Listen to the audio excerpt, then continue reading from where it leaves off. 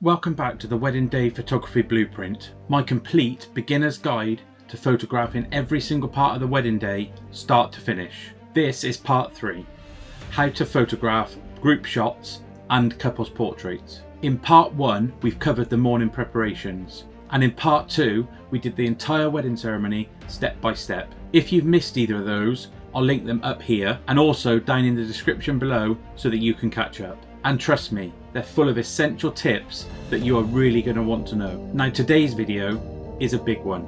We're going to be tackling group shots and couples portraits. Group shots can be extremely stressful if you're not prepared, and couples portraits are where you really get to show off your creativity as a photographer. By the end of this video, you'll know how to organise, pose, light both group photos and beautiful couples portraits with confidence. And just a really quick reminder, hit that subscribe button and ring the bell so that you don't miss part 4 or any of my other wedding photography tutorial videos. Plus, I've put together another free downloadable cheat sheet with my exact camera settings and go-to poses for group shots and for couples portraits in the description below.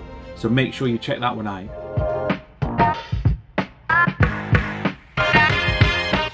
So let's start with group shots.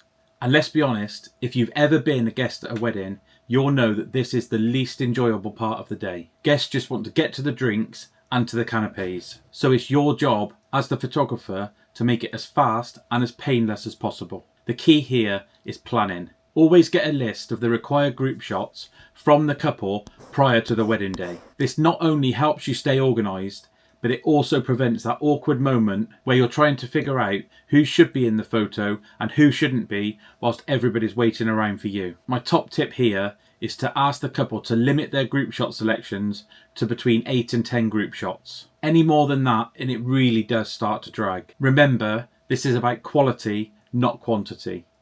Ask them to group their shots up, so instead of doing all of the bride's auntie and uncles and all of the groom's auntie and uncles, group them all together to make a larger shot and save time on the day. Next up, and this is really a game changer, ask the couple to nominate somebody from the wedding party, usually a best man or a maid of honour, to help you organise and round up people in time for the group shots. If you're a solo shooter, this is even more important because you can be setting up your camera or taking the previous group shot whilst they're tracking down Uncle John, who has inevitably gone back to the bar, or Auntie Susan, who's gone to the loo. Believe me, it happens at every wedding, and nominating somebody to help you round people up is a massive time saver. The other benefit of doing this is these helpers tend to know who's who at a wedding party, which makes finding people a lot quicker, a lot more efficient, which in turn keeps the couples happy and the guests happy. It's an absolute no-brainer. Now let's talk posing for groups. How you do this is going to differ depending on whether you're dealing with a larger group or a smaller group. We'll go through these now. For larger groups, I'm talking say all of the family or even all of the wedding guests in one photo, you need to work in layers. Taller people at the back and shorter people at the front, and make sure any young children come right to the front or you just won't see them in the shot. And as for you, as the photographer, if you can, try and shoot from a slightly elevated position. Maybe a set of steps or a chair, or even leaning out of an upstairs window, which I've done on numerous occasions. Just make sure that your camera's attached to you in case you drop it. The goal here is to try and see every face in the photo as clearly as possible. For smaller groups, for example, just the bride and the groom and their parents, this is where you can create a little bit more variety. Don't just line people up and call it a day, because these photos get very boring very quickly. Change their positions. Maybe have some sitting, some standing, and if you've got a set of stairs, I like to have some on a higher step, some on a lower step, but always making sure that I keep the bride and groom front and centre. If you do need to work in lines, just make sure that the people on the left and the right of the bride and groom are turning their bodies in towards them to create some more depth in the image. The goal here is just to avoid every single group shot looking identical. So here's a big one for group shots. Harsh sunlighting. Usually these images tend to take place when the sun is as high as it can be in the sky. If you are shooting with the midday or early afternoon sun beating down on the group shots, people will squint and the shadows will be harsh and completely unflattering. Best practice here is to place the group in open shade if possible, or if all else fails, make sure that you turn them so that their backs are to the sun, and then you can maybe use a little bit of fill flash just to light their faces. So backgrounds can make or break a group photo. Sometimes a couple will want the venue behind them. A castle, church or stately home make for an absolutely gorgeous backdrop in any group photo. Other times a clean background such as trees or gardens or even plain walls will work better. My rule of thumb is just to ask the couple what's important to them. What do they want in the background of their images? If the venue is a big part of their wedding story, then include it. If not, then go for something simple that doesn't distract from the people in the shot. For group shots, you really want sharpness and consistency. For this, these are my go-to settings. My aperture will be around f4 to f5.6. This gives me enough depth of field to make sure that everybody's sharp from the front to the back of the group. My shutter speed I like to keep above 1/200th of a second, just to avoid any motion blur from slight movements that happen in the group. My ISO will range from 100 to 800 if I'm shooting groups outdoors, and 400 to 1600 if for whatever reason we need to take the group shots inside. In the UK, that's usually the bad weather. For this, my focus mode will be single point autofocus, and I usually put my autofocus point on the bride and groom. Okay, so now we can move on to my favourite part of the day, and that's couples portraits. This is where you can get creative, capture some genuine emotion, and really make the couple feel like the stars of their own story. Posing couples can feel quite intimidating when you're first starting out, but it doesn't need to be. The key here is to give them simple directions, keep it natural, and focus on their connection. And just to make it even easier for you, I'm going to give you some of my go-to poses that always work. I always like to start with something really simple. The couple facing each other with their arms wrapped around each other, for example. Have them rest their heads together, or if they're face to face, touch foreheads. This is a great warm-up for any couple session because it creates intimacy without feeling too staged for the couple. Next up, I like to add some movement. Have them walk slowly whilst holding hands and tell them to have a chat. Just ignore the camera, make each other laugh and enjoy the time together. This usually will create some genuine natural laughter and some great expressions. Shoot wide for some context to the image and then focus in closer to capture some of the natural emotions. As the couple start to relax, I would tend to go for something a little bit more playful. Ask one partner to spin around the other. This usually creates laughter. It gives you some motion in the dress and a real sense of fun. I will say though, this works best when the couple are comfortable and already relaxed in front of the camera. Something else you could try, instead of having the couples walking side by side, is have one walk slightly in front of the other and ask whoever's in front to look back over their shoulder at their partner. This adds variety and it can give you a mix of fashion-styled shots and some candid images which are brilliant to fill a gallery. This next one is one of my absolute favourites. Have the couple standing one behind and one in front.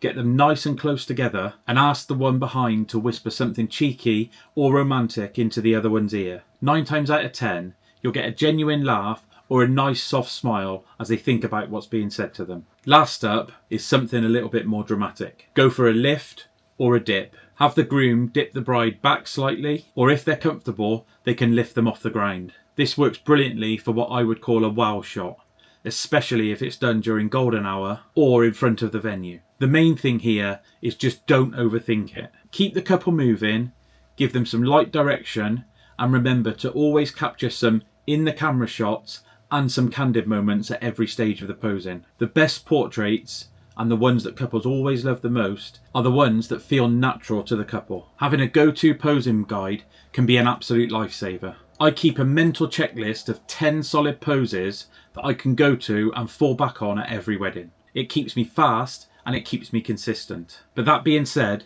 don't be afraid to go with the flow. If the couple are naturally funny or romantic, then let that play out. When it comes to lighting, I prefer natural light for portraits. It's soft, it's flattering, and it keeps the mood more authentic. But sometimes there's no getting away from it, you're gonna need flash. Natural light works brilliantly if you're shooting golden hour portraits or if you're in shade, but flash is essential obviously when it's dark, or if you want to create some dramatic evening portraits, or even just for some fill flash if you're shooting into the sun. I'll always carry a small flash in my bag just in case, but 90 to 95% of my couple shots are all taken using natural light. So nobody likes to talk about it, but it's bound to happen to you at some point. What happens if it rains? Well, firstly, don't panic. You've got options.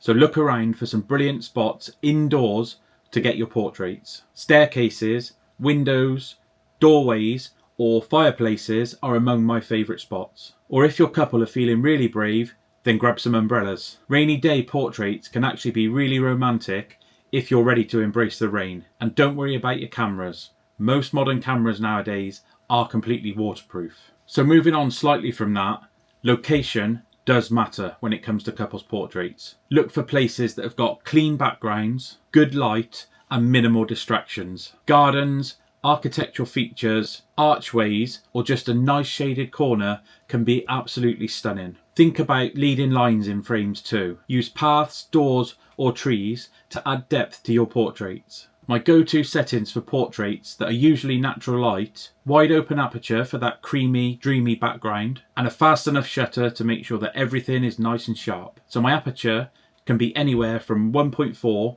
to around 2.8 for that nice shallow depth of field. My shutter I'll keep above 1 to 50th of a second. My ISO, if outdoors, will just be as low as possible, and indoors I'm happy to let it ride up to at least 1600 before I start to worry about it too much. If you are going to be using a flash, expose for the ambient light, then add a fill flash at low power. So as always, here's a bonus tip for you. Always overshoot when it comes to portraits. Take more variations of the shots than you think you're going to need. Change angles, change lenses, and change crops. The couple, I promise you, will appreciate the variety and you'll have more to choose from when it comes to delivering the gallery. So there you have it.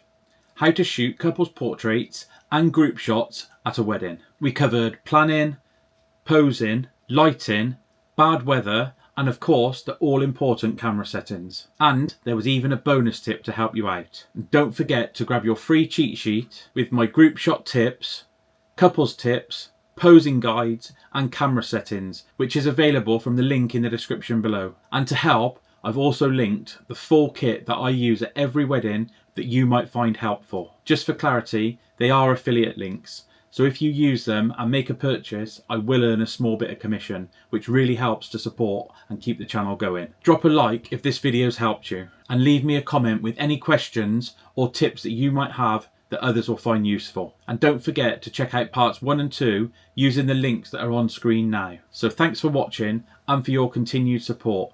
Don't forget, same time, same place next week for part 4, and I'll see you there.